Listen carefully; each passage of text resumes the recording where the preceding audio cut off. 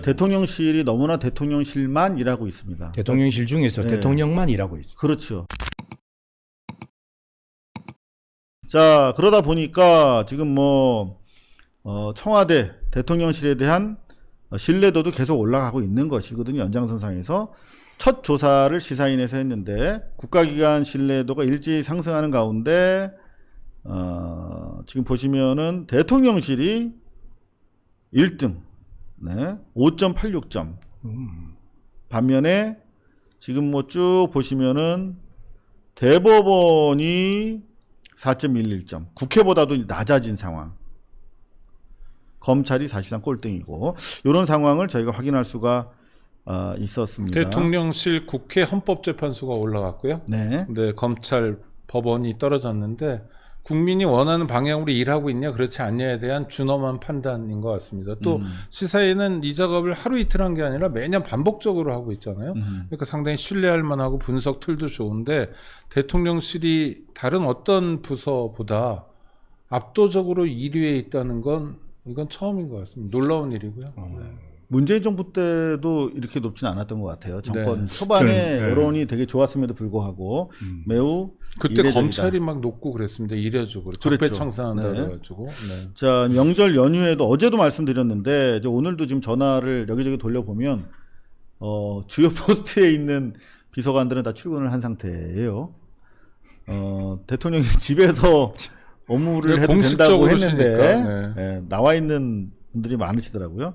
일단 총리부터 지금 지방 돌면서 현장 체크하고 있고 이거 다 저희가 체크해 드립니다.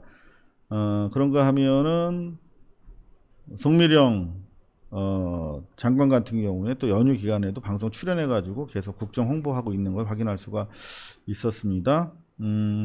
그래서 방송사들 여론조사 전반적으로 50 후반에서 60%대까지 청와대 이재명 정부에 대한 지지가 확인이 되고 있습니다. 자, 이런 가운데 이제 오늘 본격적으로 저희가 우리 김기정 교수님 모신 이유가 이제 미국 상황에 대해서 좀 체크를 해보려고 국내 상황부터 먼저 간단하게 체크를 해드렸는데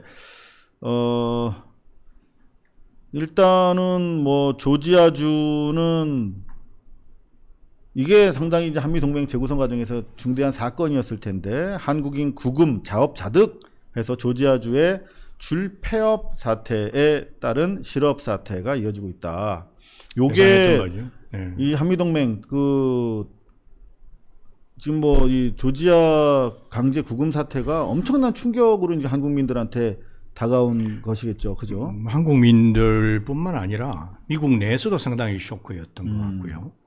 또 특히 이제 조지아주에 살고 있는 주민들 입장에서는 그건 바로 현실적으로 다가오는 경제적인 일종의 위기 같은 것이었죠. 네, 그래서 이게 이제 또 일각에서는 이렇게 중요한 구금 사태에 대해서 한국이 조금 더 적극적으로 얘기를 왜 하지 않는가라는 의문을 표하는 사람들도 있긴 있습니다. 미국 내에서.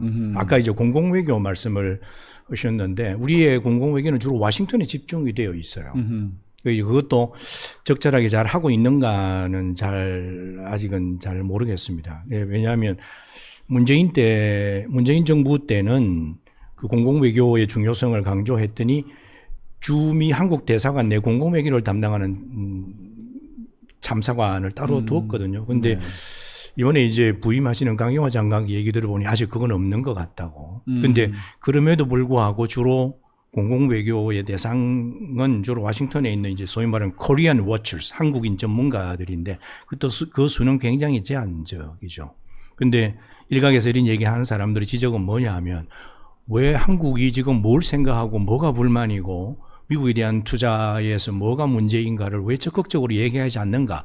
Not only 그러니까 미국 워싱턴에 있는 정가뿐만 아니라 조지아주에 있는 주민들이나 조지아주에 이를테면 주지사나 상원이나 거기도 상원하원이 다 있으니까 왜 그런 사람들을 대상으로 좀 적극적으로 홍보를 하지 않았느냐라고 아쉬움을 표하는 사람들도 있었습니다. 그러니까 그 부분은 제가 이제 쭉 현장에서 대통령실에서 취재를 했기 때문에 사실 요 사안과 관련해서 이제 키를 잡고 있는 게 안보실장인데, 안보실장은 제가 직접적으로 물었습니다. 국내에서 조지아 사태와 관련해서 이제 집회도 하고 정치권에서 우리 민주당과 야당에서 미 대사관도 항의 방문하고 로텐다우를 해서 막 집회도 하고 그랬는데, 이런 것들이 이 문제를 푸는데 좀 도움이 된다고 보시는지 물었어요. 그랬더니 도움이 된다고 보기엔 좀 어렵다. 좀 이건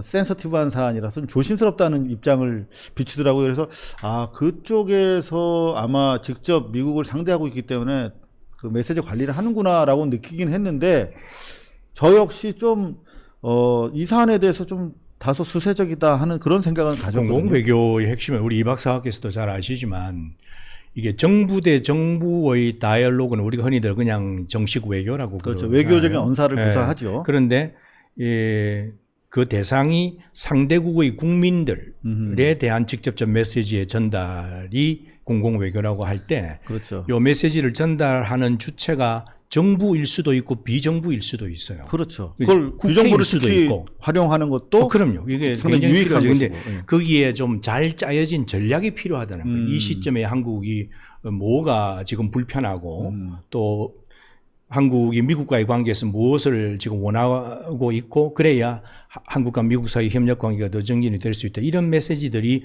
좀 잘 전달이 정리를 돼야 하자면 하는데, 지금 이제 트럼프만 보고 탑다운으로 교섭을 하고 있는데, 사실 그것도 대단히 어려운 경로를 통해서 그렇죠. 네. 특히 이제 트럼프 자의로 막 혼자서 멋대로 하는 멧돼지 같은 성격이기 때문에 트럼프와 비서실장과 주변 측근들을 상대로 상당히 지금 적극적으로 청와대가 나서고 있는데, 핵심은 이건 것 같아요. 그것보다도 미국 국민들을 움직이는 노력도 그렇죠. 좀 필요하다는 예, 말씀이신 거죠. 미국의 국민들이 마가 세력뿐만 아니라 미국 일반적인 국민들을 놓고 볼 때 이 조지아 한국인 노동자 구금 사태가 갖고 있는 것이 뭘 상징하느냐면, 지금 트럼프가 펴고 있는 정책의 가장 본질적 모순이거든요. 그러니까 우리가 흔히들 말하는, 옛날에 영화 제목에도 나오지만 화해할 수 없는 나님이란 게 있어요.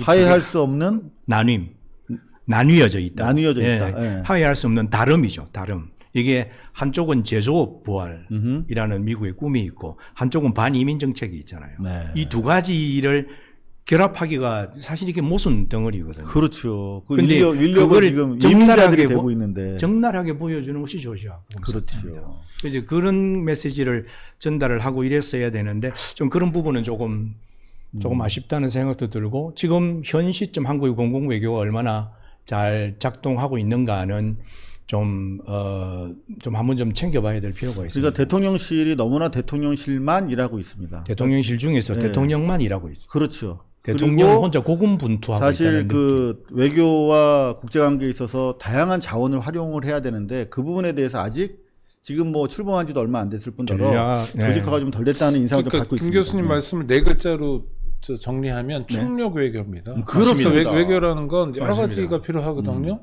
그리고 사실 저는 인권운동 하는 사람이니까 인권 측면에서 할 얘기가 되게 많아요. 제가 이 방송에서도 말씀드렸지만 장구 사용이나 쇠사슬로 묶고 이런 건 대한민국은 그런 장구 자체가 없는데 그게 야만인 거고, 미국이 우리에게 민주주의를 선물해 준 나라인데 어떻게 이럴 수 있냐, 이런 논리로 미국 사람들 그야말로 조야에 설득해 나가면 상당한 영향력을 확보할 수 있는데, 이런 점에서 좀 부족함이 있어요. 왜냐하면 외교를 하나로만 보는 것 같아요. 그렇죠. 그러니까 외교관들이 하는 거야. 그렇죠. 대통령이라. 그렇죠. 그래서 지금 김 교수님 말씀 같은 것 잘 새겨서 조지아주 사태는 해결된 게 아니에요. 그럼요. 하나도 진도 나간 게 없어요. 이제부터 그야말로 이니셔티브를 우리가 쥐고 이야기해야 되고, 제가 어제 방송 끝나고 영화를 보러 왔습니다. 무슨 영화였어요? 원 배틀 애프터 어나더. 보셨어요? 저 볼 작정입니다. 네, 보셨나요, 교수님? 되게 안 한번 봤습니다. 와, 이거 정말 잘 만들어졌어요. 어마어마하더라고요. 근데 쇼 펜이 연기도 되게 잘하고 레오나르도 디카프리오도 밥값하더라고요. 하여튼 디카프리오 그런데 정말 잘하죠. 여기에 이게 체포 장면이 많이 나옵니다. 특히 라티노들 체포하고 다 공장에서 일하고 이런 사람들인 거예요. 그러니까 딱 교수님 말씀하신 그 장면이 나와요. 어떤 사람이 사적 복수나 사적 욕망 때문에 이주 노동자들을 습격하러 가요. 한꺼번에 체포하는 건 좋았어요. 근데 거기가 너겟, 치킨 너겟 만드는 공장인데 당장 공장 사장님이 난리가 난 거예요. 왜? 매출이 안 뜨잖아요. 근데 이 사람들 잡아가면 관리직이 들어간다고 해서 라인이 도는 게 아니거든요. 그럼요. 이 사람들이 다시 와야만 공장이 돌아요. 아니면 누굴 새로 뽑을 사람도 없어요. 그렇잖아요. 앵글로색슨이 와서 하겠습니까? 안 해요. 저임금이어서. 그러니까 정말 그 양립할 수 없는 건데 그래도 미국에서 공장은 돌아야 되잖아요. 그래 자기들도 먹고 살아야 되잖아요. 이 갈등을 아주 잘 보여주고 있더라고요. 그러니까 그 구석을 우리는 니들한테 공장 저주로 간 정말 천사 같은 존재들이었다.